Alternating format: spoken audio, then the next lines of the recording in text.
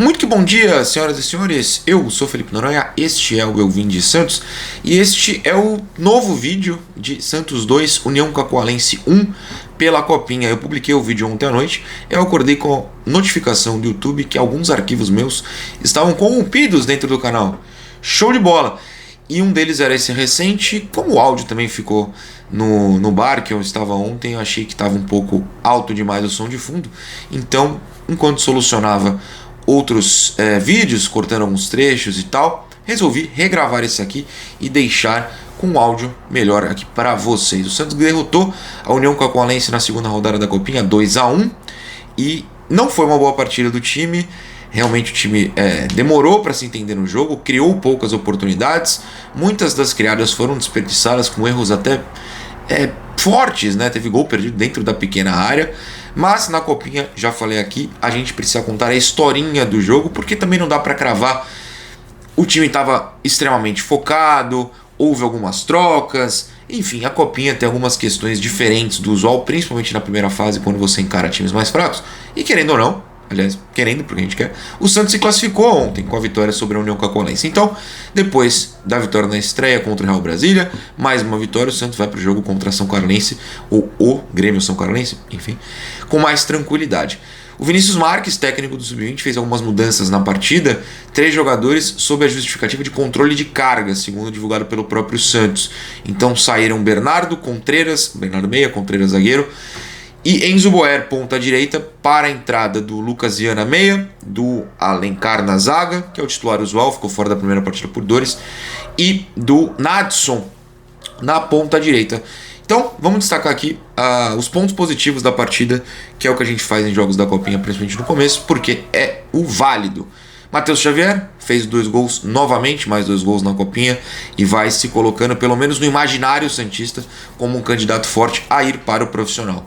Claro, são gols contra o Real Brasília e contra a União Cacoalense, mas em específico nessa partida, os 2 gols são muito importantes porque são gols que tiraram o Santos de momentos difíceis da partida, o que é uma coisa bacana de se ter, jogador decisivo assim.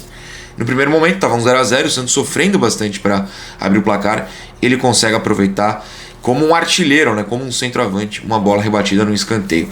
Já no segundo gol, um gol de cabeça, que nem é o comum dele, com o time talvez abalado, né, digamos assim, por ter sofrido o empate um pouco antes, num pênalti. Então, o Matheus foi extremamente decisivo em 2 momentos importantes da partida. Isso chama atenção, claro, e ele vai se colocando como candidato a subir e vai se colocando, claro, na mente do Vojvoda. Não sei se o Vojvoda assistiu, provavelmente assistiu, mas de qualquer maneira ele vai ter a informação que, de novo, foi o Matheus Xavier o responsável por uma vitória do time Sub-20.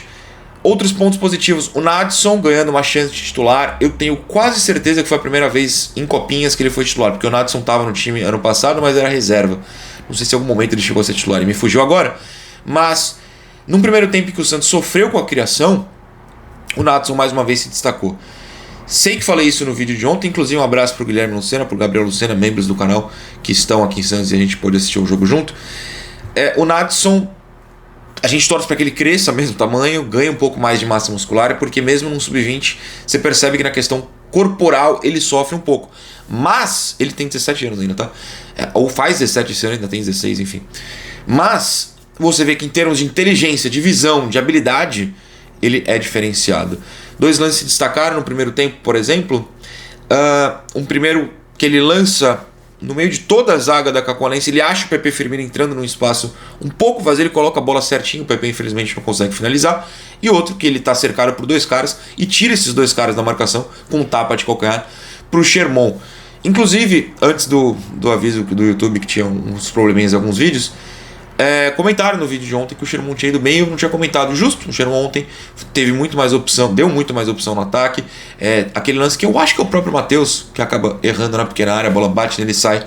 É o Sherman que vai à linha de fundo, enfim, criou mais situações ontem mesmo. Bom pro Sherman, é claro. Deixa eu pensar, outro destaque, a dupla de zaga. Eu gosto muito do Aranês do Alencar. Ontem o time não foi exatamente pressionado e o gol sofrido foi de pênalti. Então assim, acho que quando a bola chegou eles conseguiram conter bem. Pelo outro lado, 2 nomes aí acabam não indo bem e chamando a atenção.